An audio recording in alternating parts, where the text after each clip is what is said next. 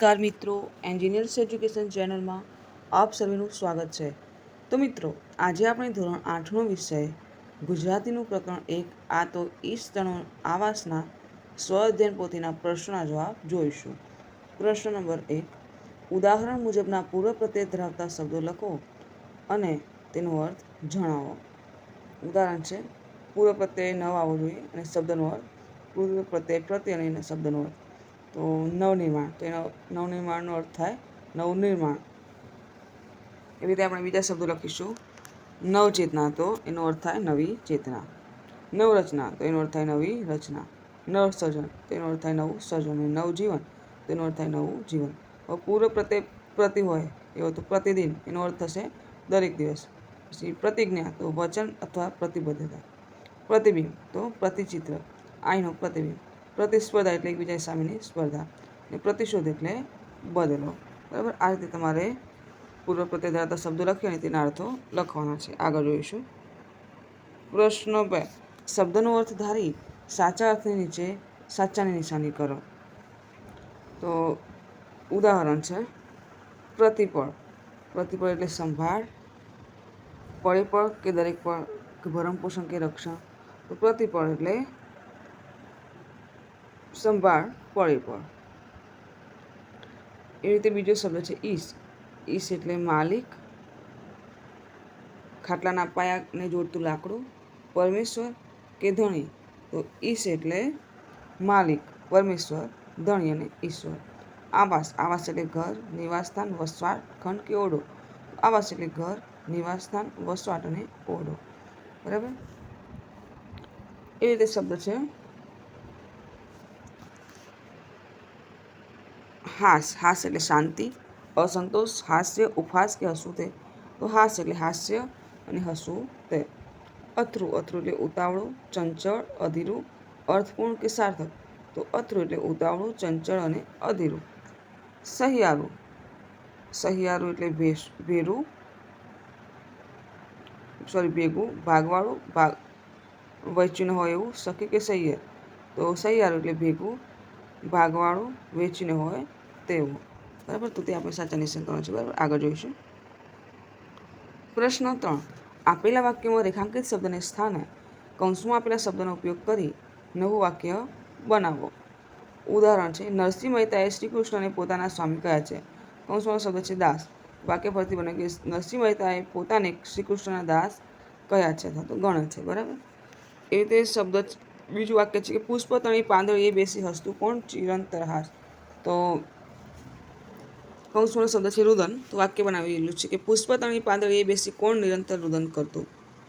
બીજું વાક્ય છે આ તો ઈશ તણો આવાસ કાવ્યમાં કવિએ અઘરું ન થવાની સલાહ આપી છે. અઘરું એનો કૌંસમાં શબ્દ છે ધીરું. તો આ તો ઈશ તણો આવાસ કાવ્યમાં કવિએ ધીરું ચાલવાની સલાહ આપી છે. બરાબર, આગળ જોઈશું. ત્રીજું વાક્ય સરદાર વલ્લભભાઈ પટેલ અખંડ ભારતના શિલ્પી કહેવાયા. કૌંસનો શબ્દ છે ખંડિત. તો વાક્ય બનાવે કે સરદાર વલ્લભભાઈ પટેલે ભારતને ખંડિત થતાં બચાવ્યું. ચોથું વાક્ય બાપુના આશ્રમમાં શ્રમયજ્ઞ ચાલતો હોય ત્યારે કોઈ નવરું બેસે નહીં. કૌંસનો શબ્દ છે કામ કરવું. તો વાક્ય કે બાપુના આશ્રમમાં શ્રમયજ્ઞ ચાલતો હોય ત્યારે બધા જ કામ કરવા વ્યક્તિ કામ કરતા હતા. પાંચમું વાક્ય સુધાકર આકાશમાંથી સુધા વરસાવી રહ્યો હતો. કૌંસનો શબ્દ છે ઝેર. તો સુધાકર આકાશમાંથી કદી પણ ઝેર વરસાવે નહીં. બરાબર, આગળ જોઈએ. પ્રશ્ન 4. કાવ્યને આધારે સાચો વિકલ્પ પસંદ કરી લખો. તો આ વસંત ખીલે સત પોખડી હરી આવો ને. આ વસંત ખીલે સત પાંખડી હરી આવો ને. આ વસંત ખીલે સત પોખડી હરી આવો ને.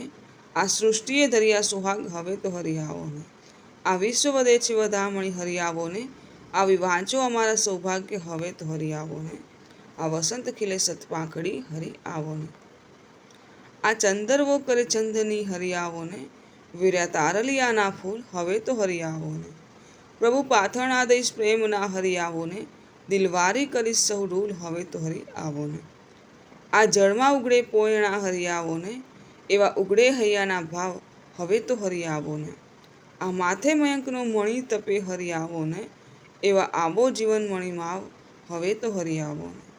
આ ચાંદની ભરી છે તળાવડી હરી આવો ને. ફૂલડીએ બાંધી છે પાજ હવે તો હરી આવો ને. આ આસોપાલવને સોયડે હરી આવો ને, મનમાં હેરામણ મહારાજ હવે તો હરી આવો ને. મારી સૂની આયુષ્યની શેરીઓ હરી આવો ને, મારી સૂની સૌ જીવનની વાટ હવે તો હરી આવો ને. મારા કાળજ કેરી કુંજમાં હરી આવો ને, મારા આતમ સરોવર ઘાટ હવે તો હરી આવો ને. હરી આવો ને, હરી આવો ને, હરી આવો ને. તો આ કાવ્યને આધારે અહીં પ્રશ્ન છે કે આ તો ઈષ્ટનો આવાસ એટલે ઓપ્શન એ આ ઈશ્વરનો આવાસ છે. ઓપ્શન બી આ પૃથ્વી પશુ પક્ષી અને પ્રાણી માત્રનું નિવાસસ્થાન છે. ઓપ્શન સી સમગ્ર બ્રહ્માંડમાં માત્ર પૃથ્વી પર જ માનવનો વસવાટ છે. તો સાચો વિકલ્પ છે કે આ પૃથ્વી પશુ પક્ષી અને પ્રાણી માત્રનું નિવાસસ્થાન છે. પ્રશ્ન 2 જોઈએ. તું આમંત્રિત અતિથિ એનો નહીં, સ્વામી નહીં દાસ. આ પંક્તિનો સાચો અર્થ જણાવો. તો ઓપ્શન એ સ્વામીએ દાસને અતિથિ તરીકે આમંત્રિત કર્યો. ઓપ્શન બી દાસે પોતાના સ્વામીને અતિથિ તરીકે આમંત્રિત કર્યા. ઓપ્શન સી આપણે સૌ આ પૃથ્વી પર આમંત્રિત છીએ, પૃથ્વીના સ્વામી કે દાસ નથી. તો સાચો વિકલ્પ છે ઓપ્શન સી કે આપણે સૌ આ પૃથ્વી પર આમંત્રિત છીએ, પૃથ્વીના સ્વામી કે દાસ નથી. છઠ્ઠું, વેરતો પ્રતિપળ હેતનું હાસ. ત્રીજો પ્રશ્ન કે વેરતો પ્રતિપળ હેતનું હાસ. તો ઓપ્શન એ ઈશ્વર દરેક ક્ષણે હાસ્યરૂપી હેત વરસાવતો રહે છે. ઓપ્શન બી ઈશ્વરનું હાસ્ય આપણને આનંદ આપે છે. ઓપ્શન સી દરેકના જીવનમાં દુઃખને બદલે હાસ્યનું હેત વરસતું રહે છે. તો સાચો વિકલ્પ છે ઓપ્શન એ ઈશ્વર દરેક ક્ષણે હાસ્યરૂપી હેત વરસાવતો રહે છે. ચોથું, સૌ સાથે વહેંચીને ખાજે રામની દીધેલ રોટી. તો ઓપ્શન એ રામ રોટી સાધુ સંતોએ વહેંચીને પછી જ ખાવી જોઈએ. ઓપ્શન બી ઈશ્વરે આપેલું અન્ન આપણે પરસ્પર વહેંચીને ખાવું જોઈએ. ઓપ્શન સી ઈશ્વરે દરેકને ખાવા માટે પૂરતું અન્ન આપેલ છે. તો સાચો વિકલ્પ છે ઓપ્શન બી ઈશ્વરે આપેલું અન્ન આપણે પરસ્પર વહેંચીને ખાવું જોઈએ. 5 અખંડ ચાલે બ્રહ્મ ચીંચોડો એટલે શું? ઓપ્શન એ ઈશ્વરના બ્રહ્મરૂપી ચીંચોડો નિરંતર ચાલ્યા કરે છે. ઓપ્શન બે ચીંચોડો અખંડ ચલાવવા માટે ઈશ્વરી શક્તિની જરૂર પડે છે. ઓપ્શન 3 સમગ્ર બ્રહ્માંડમાં ઈશ્વરનો ચીંચોડો ફર્યા કરે છે. તો સાચો વિકલ્પ છે ઓપ્શન 1 ઈશ્વરના બ્રહ્મરૂપી ચીંચોડો નિરંતર ચાલ્યા કરે છે. આગળ જોઈશું. પ્રશ્ન 5 કાવ્યને આધારે આપેલા જવાબ માટે પ્રશ્ન બનાવો અને જવાબ આપવા માટે ઉપયોગમાં લેવાયેલી કાવ્ય પંક્તિ કાવ્યમાંથી શોધીને લખો. તો જવાબ આપેલો છે કે ધરતીએ લીલી ચાદર ઓઢી છે એટલે ધરતી સુહાગણ લાગે છે. કોઈ પ્રશ્ન બનાવવાનો છે કે ધરતીએ કેવી ચાદર ઓઢી છે અને તે કેવી લાગે છે. કાવ્ય પંક્તિ તો આ વસંત ખીલે સતપાખડી હરી આવો ને, આ ધરતીએ ધર્યા સુહાગ હવે તો હરી આવો ને, આવો ને. બીજો જવાબ આપેલો છે કે આકાશમાં ચંદ્રની ચાંદની ફેલાઈ રહી છે અને તારલિયા ફૂલની માફક વેરાયા છે. તો પ્રશ્ન બનાવ્યો કે આકાશમાં શું રેલાઈ રહ્યું છે અને તારલિયા કેવી રીતે વેરાયા છે. તો અને કાવ્ય પંક્તિ વપરાયેલી તો આ ચંદરવો કરે ચાંદની હરી આવો ને, વેર્યા તારલિયાના ફૂલ હવે તો હરી આવો ને. ત્રીજો જવાબ આપેલો છે કે આકાશમાં મયંકરૂપી મણિ તપી રહી છે. તો પ્રશ્ન બનાવ્યો કે આકાશમાં શું તપી રહ્યું છે. કાવ્ય પંક્તિ આ માથે મયંકનો મણિ તપે હરી આવો ને, એવા આવો જીવનમણિ માવા હવે તો હરી આવો ને. ચોથો જવાબ છે તલાવડી ચાંદનીથી ભરેલી છે અને તેની પાળ ફૂલથી બાંધેલી છે. પ્રશ્ન બનાવીએ કે તલાવડી શાનાથી ભરેલી છે અને તેની પાળ શેનાથી બાંધેલી છે. કાવ્ય પંક્તિ આ ચંદની ભરી છે તલાવડી હરી આવો ને, ફૂલડીએ બાંધી પાજ હવે તો હરી આવો ને. પાંચમો જવાબ છે કે કવિએ હૈયાના ભાવને જળમાં ઉગડેલા પોયણા સાથે સરખાવ્યો છે. પ્રશ્ન કવિએ હૈયાના ભાવને કોની સાથે સરખાવ્યા છે. કાવ્ય પંક્તિ મારા કાળજા કેરી કુંજમાં હરી આવો ને, મારા આતમ સરોવર ઘાટ હવે તો હરી આવો ને. આગળ જોઈએ હવે પ્રશ્ન નંબર 6. પ્રશ્નના ઉત્તર લખો. પ્રશ્ન 1 કવિએ માનવીને આમંત્રિત અતિથિ શા માટે કહ્યો હશે. ઉત્તર કવિએ માનવીને આમંત્રિત અતિથિ કહ્યો છે માનવ અહીં પૃથ્વી પર કોઈનો સ્વામી કે દાસ નથી, તેણે તો મહેમાનની જેમ આ પૃથ્વી પરથી આવીને ચાલ્યા જવાનું છે. આથી કવિએ માનવીને આમંત્રિત અતિથિ કહ્યો છે. પ્રશ્ન 2 આ કાવ્યનો મુખ્ય હેતુ જણાવો. તો આ કાવ્યનો મુખ્ય હેતુ પરમાત્મા રાખે તેમ રહેવાનું છે. વ્યક્તિ માત્રએ પોતાના પરમાત્મા દ્વારા સોંપાયેલું કાર્ય કર્યા કરવાનું છે. એમાં કચાશ રાખવાની નથી. પરમાત્મા જે આપે તે વહેંચીને ખાવાનું છે, પણ આનંદથી રહેવાનું છે, દુઃખમાં પણ. આગળ જોઈશું. પ્રશ્ન 8 ઈશ્વરનું ઘર કેવું હશે. તમારી કલ્પના મુજબનું ચિત્ર દોરો.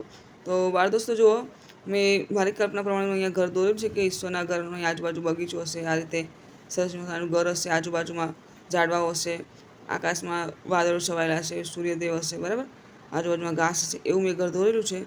તમે પણ તમારી કલ્પના મુજબનું ઘર દોરજો, બરાબર. પ્રશ્ન 9. તમે દોરેલા કલ્પનાના ચિત્રનું વર્ણન કરો. તો મેં ઈશ્વરના ઘરની કલ્પના આ મુજબ કરી છે. તેના ઘરની ઉપર ઇન્દ્રધનુષ હશે, આજુબાજુ વૃક્ષથી શોભતું સુંદર વન હશે, સવાર સાંજ આ વૃક્ષો પર પક્ષીનો કલરવ સાંભળવા મળે છે. મકાનમાં પણ ખૂબ સુવિધાઓ ઉપલબ્ધ હશે, તેમાં ઘણા બધા ઓરડાઓ આવેલા હશે અને આગળના ભાગમાં સુંદર બગીચો હશે. પ્રશ્ન 10. ઈશ્વર વિષયક અન્ય કાવ્ય મેળવીને લખો. આપણે લખીશું: ઓ ઈશ્વર ભજીએ તને, મોટું છે તુજ નામ, ગુણ તારા નિત ગાઈએ, થાય અમારા કામ. હેત લાવી હસાવતું, સદા રાખ દિલ સાફ, ભૂલ કદી કરીએ અમે, તો પ્રભુ કરજે માફ. પરોડીએ નિત ઉઠીને, લેવો ઈશ્વર નામ, દાતણ કરી નાયા પછી, કરવા પાઠ તમામ. કહ્યું કરો મા બાપનું, દો મોટાને માં, ગુરુને બાપ સમા ગણશો, મળશે સારું જ્ઞાન. આસપાસ આકાશમાં, અંતરમાં આભાસ, ઘાસ ચાસની પાસ પણ વિશ્વપતિનો વાસ. ભોયમાં પેશી ભોય રે, કરીએ છાની વાત, ઘડીએ મનમાં ગાંઠ તે, જાણે જગતનો તાત. ખાલી જગ્યા ખોળીએ, ઘણી મૂકવા કાજ, ક્યોય જગત કરતા વિના, ખાલી મળે ન ઠામ. નિંદ્રામહી નહીં હતું તન, ભાવન જ્યારે, જેણે જુઓ પૂરણ, રક્ષણ કીધું ત્યારે. તેને પ્રભાત સમયે પ્રથમે સમરું રે, કાર્યો બધા દિવસના પછીથી કરું રે. ઓ ઈશ્વર ભજીએ તને. પ્રશ્ન 11. તમારી શાળામાં ગવાતી પ્રાર્થનાઓની એક એક પંક્તિ લખો. તો પ્રથમ પંક્તિ સોમવારની કે જીવન અંજલિ થાજો મારું, જીવન અંજલિ થાજો. બીજું મંગળવાર તો મૈત્રી ભાવનું પવિત્ર ઝરણું મુझ હૈયામાં વયા કરે. બુધવારની કાવ્ય પંક્તિ કે इतनी शक्ति हमें देना दाता, मन का विश्वास कमजोर होना. ગુરુવારની તું મને ભગવાન એક વરદાન આપી દે, જ્યાં વસે છે તું મને ત્યાં સ્થાન આપી દે. શુક્રવારની કાવ્ય પંક્તિ મંદિર તારું વિશ્વ રૂપાળું, સુંદર સર્જનહારા. શનિવારની કાવ્ય પંક્તિ કે વૈષ્ણવ જન તો તેને કહીએ, જે પીડ પરાઈ જાણે રે. તો મિત્રો, અહીં આપણો આ વિડીયો પૂર્ણ થાય છે. તો જો આપને મારો વિડીયો ગમે હોય તો વિડીયોને લાઇક કરો, શેર કરો અને મારી ચેનલ એન્જિનિયર્સ એજ્યુકેશનમાં જો આપ નવા હોય અને હજુ સુધી મારી ચેનલને સબસ્ક્રાઈબ ના કરી હોય તો મારી ચેનલને સબસ્ક્રાઈબ કરો અને જોતા રહો એન્જિનિયર્સ એજ્યુકેશન ચેનલના આવા નવા વિડીયો. મારો વિડીયો સંપૂર્ણ જોવા બદલ આપ સર્વેનો આભાર.